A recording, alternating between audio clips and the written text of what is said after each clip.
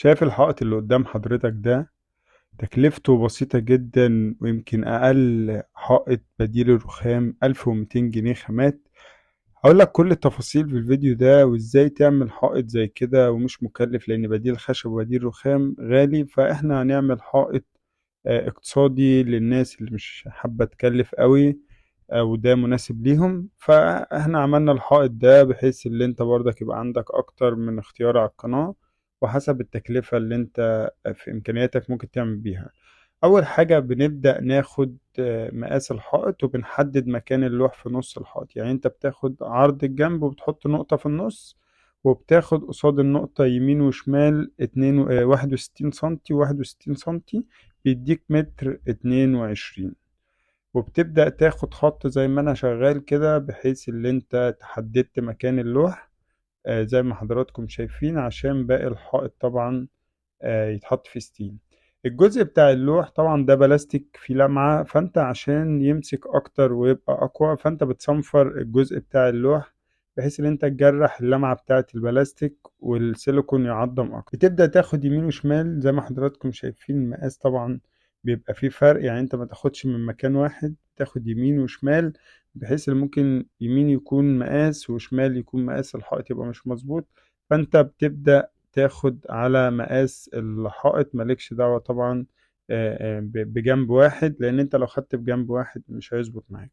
بعد كده بالقطر، بعد ما بتحدد مكان اللوح بتبدأ تفصل بالقطر، بتعدي اكتر من مرة زي ما حضراتكم شايفين كده.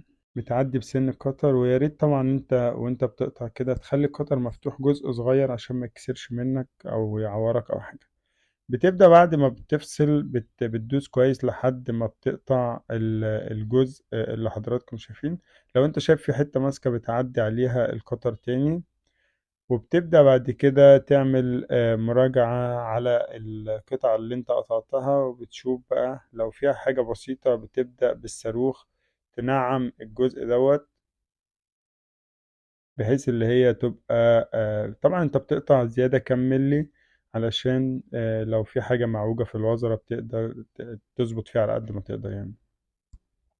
طبعا اللوح ده يعني العميل جايبه ب750 جنيه، هو في رينج 800، ممكن الناس تبيعه ب750. هو في الحدود دي. اللوح ب750 بتاخد تديله واحد اتنين سيليكون يعتبر عظم.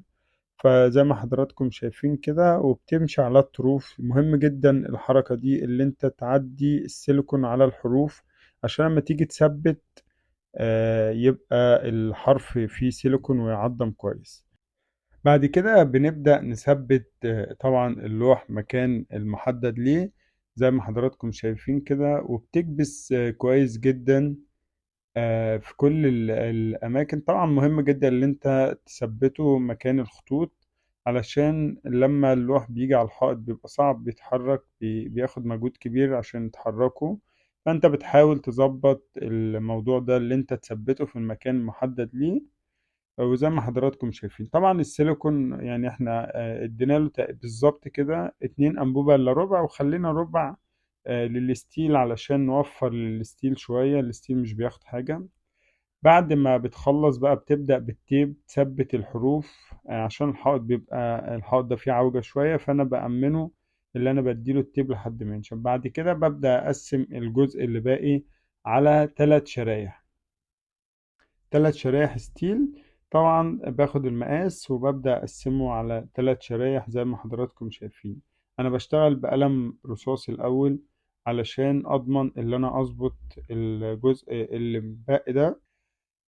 ببدأ أظبط الجزء اللي قدام حضراتكم ده على 3 شرايح. طبعا مهم ان انت تشتغل بميزان، الميزان ده بيظبط معاك الخطوط زي ما حضراتكم شايفين كده. بعد ما اشتغلت بقلم رصاص، بعد كده بحاول اوضح لحضراتكم بالقلم الفلوماستر عشان تتوقع الشكل يعني. طبعا الفكرة دي هي حلوة جدا وموفرة ومش مكلفة، وبيتغير شكل المكان. طبعا المكان هنا كان معمول ابيض كله، لكن لو هو الوان جريهات طبعا هيمشي اكتر. ولو انت عايز تعمل طبعا يعني الشكل ده مع لون ذهبي وتغير لون بديل رخام برضك هيبقى ممتاز. مهم جدا الحركة دي اللي انت تصنفر الحروف بتاع الستيل، لان الستيل ده مش مدفون، فالحرف هيكون باين، فانت بتأمن عشان محدش ايده تتجرح منه. فانت بتصنفر.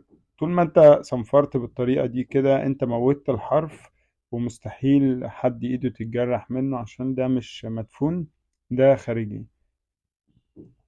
بتجيب بقى بقية السيليكون اللي معاك وبتبدأ تمشي زجزاج بالطريقة اللي حضرتك شايفها كده لحد ما بتخلص الثلاث شرايح اللي معاك، وبتبدأ تاخد الثلاث شرايح مع بعض. طبعا بتثبت في نص الخط زي ما حضراتكم شايفين كده. شريحة الستيل دي 3 سنتي الشريحة ب35 جنيه. احنا عندنا 6 شرايح ب210، ولوح بديل الرخام 800 جنيه. انا كده كده هحسب لك كل تكلفة الحائط في اخر الفيديو علشان اقول لك بالتفاصيل، واقول لك التكلفة هتكون كام. ببدأ اثبت الشرايح بتاعتي وبالتيب ال5 سنتي.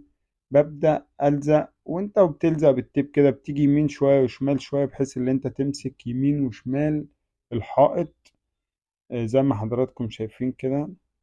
مهم جدا عشان انت هتسيب الستيل لحد ما يعضم يعني. مهم جدا ان انت تسيبه فترة طويلة، يعني انت لو بتسيبه في الطبيعي ساعتين وبتشيله وبتشتغل عليه معجون، لا ده هيبقى الافضل يتساب 5 ساعات او اكتر. عايز تسيبه لتاني يوم تمام، بس يعني 4 5 ساعات هيبقى كويس. بعد كده هنبدأ نفنش الحائط زي ما حضراتكم شايفين كده. واحنا بنفنش الحائط هعرفك بقى كل التفاصيل.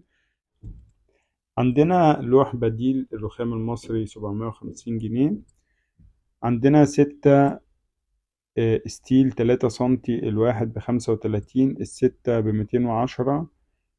عندنا 2 سيليكون عظم تركي الواحد ب120، الاتنين ب240. أنا بقول لك الأسعار اللي ماشية دلوقتي وقت نزول الفيديو. يبقى كده تكلفة خامات الحائط دوت 1200 جنيه. طبعا دي الخامات بتاعة الحائط. أنا شايف طبعا السعر كويس جدا اللي أنت تعمل ستيل وبديل الرخام بسعر زي ده. لو انت بتعمل مثلا نقاشة وهتعمل قطيفة هيكلفك جد الجنب القطيفة لو هتجيب له 2 كيلو هتلاقيه دخل في نص التكلفة دي. فأنا شايف الفكرة دي مناسبة وتنفع لناس كتيرة. اللي حابب يعمل فكرة أنا حبيت أعرضها عليكم. أتمنى يكون الفيديو عجبكم. لو عجبك الفيديو متنساش تعمل لايك. لو أنت مش مشترك معنا في القناة اشترك وفعل الجرس ليصلك كل الفيديوهات الجديدة. أشوف حضراتكم على خير في الفيديو القادم إن شاء الله.